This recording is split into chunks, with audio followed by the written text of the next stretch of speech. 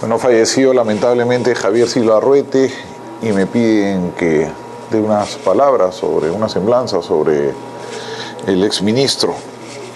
Silva Arruete es un personaje interesante. Fue ministro cuando aquí la persona que habla recién había nacido, o sea, imagínense, y terminó siendo ministro en el gobierno de Toledo. Así que imagínense la vigencia política que tuvo. Mi padre me cargaba a mí, me dice cuando vio juramentar a Silva Arruete como ministro de Agricultura a los 30 años. Él entró porque él era demócrata cristiano en ese momento y a la democracia cristiana le correspondía un cupo en el gobierno de Belaúnde, me parece que era justicia, sí, justicia porque estuvo Paniagua también, y agricultura. Entonces él fue relativamente muy joven en ese momento, fue considerado el ministro más joven a los 30 años, ministro de Agricultura. Entonces, el ministro más joven que hemos tenido fue Pierola en Economía. Luego Silva Arruete en el gobierno de Velasco es secretario de la Junta del Pacto Andino. Está como 6 años ahí, me parece, sí. Y aparece como el salvador del régimen militar de Morales Bermúdez el año 78, cuando es nombrado ministro de Economía y funge en realidad como una especie de superministro. La situación económica en ese momento era espantosa. Había una inflación muy alta, se habían caído muy fuerte los precios de los commodities, los términos de intercambio, y el problema más serio era la deuda externa. En ese momento Velasco había generado una deuda externa descomunal, había inflado muchísimo la pequeña deuda que dejó Belaúnde, sobre todo por compra de armas.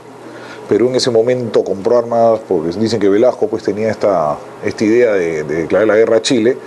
La compra de armas rusas, todo el parque aéreo que se le compró a Francia con los Mirage, y la locura esta de hacer pues un oleoducto a la selva que nos costó $1.000 millones de esa época, multiplíquelo por 5 hoy en día, generó pues una deuda muy, muy grande, ¿no? Y no se volvió como impagable.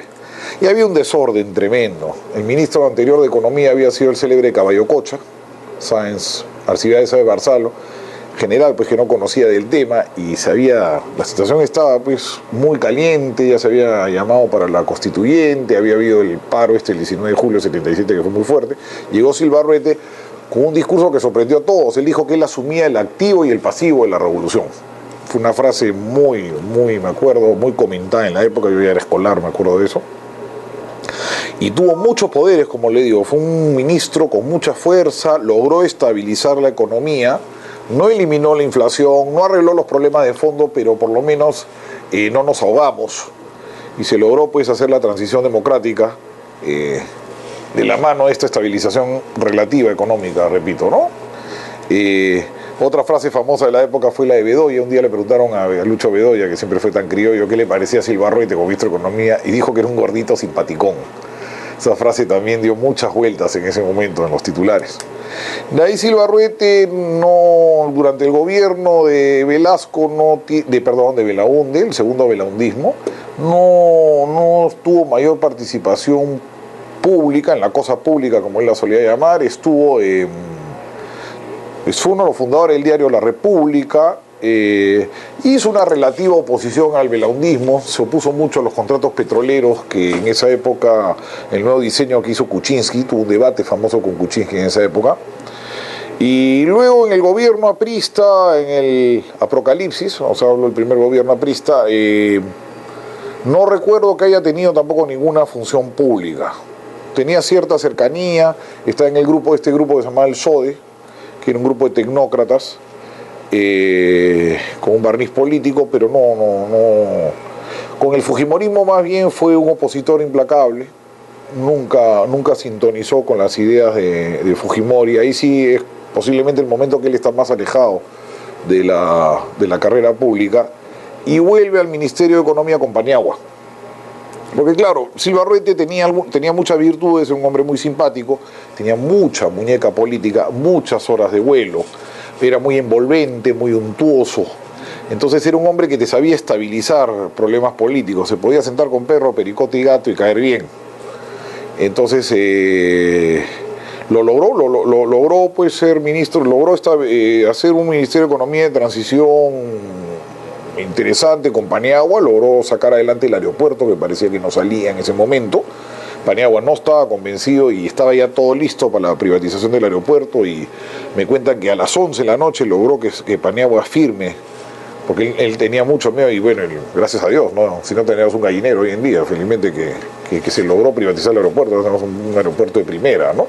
Pero claro, él tenía, en ese momento tenía una lógica reticencia, o sea, Paniagua con todo lo que había hecho pues, el gobierno Fujimori no quería firmar, meterse un problema, seguramente logró sacar eso, y algún par de cosas más. Luego fue convocado también por Toledo, fue ministro de Economía de Toledo, ahí también se sintió su muñeca política, logró enfriar un poco las cosas. Toledo también lo debía escuchar más. Y como que ahí se frenó su carrera pública, vino el gobierno de García. A pesar de ser amigo de García, no tuvo mayor cargo público. Y lamentablemente, pues hoy día nos hemos enterado que ha fallecido de cáncer al pulmón. Él, ya siendo muy joven, tuvo problemas cardíacos, en un fumador empedernido, por eso en los 60 se le ve, parece un aristogato, porque él fumaba con boquilla, cuando en esa época era muy raro. Ahí fue cuando tuvo el infarto, y luego se cuidó mucho, pues, pero lamentablemente el cáncer al pulmón lo atacó, y él, siendo de la misma edad de Vargas Llosa, el año 36, si no me equivoco, piurano, nos ha dejado hoy en día. Mi pésame a la familia, y yo lo traté bastante, y la verdad es que podías tener discrepancias con él, pero tenía mucho don de gentes, era muy simpático, muy tolerante, como le digo, podía sentarse con perro, pericote y gato. Así que un saludo a la familia, mis condolencias, y Javier Silva Arruete, que descanse en paz. Tuvo una carrera pública destacada, sin duda. Gracias.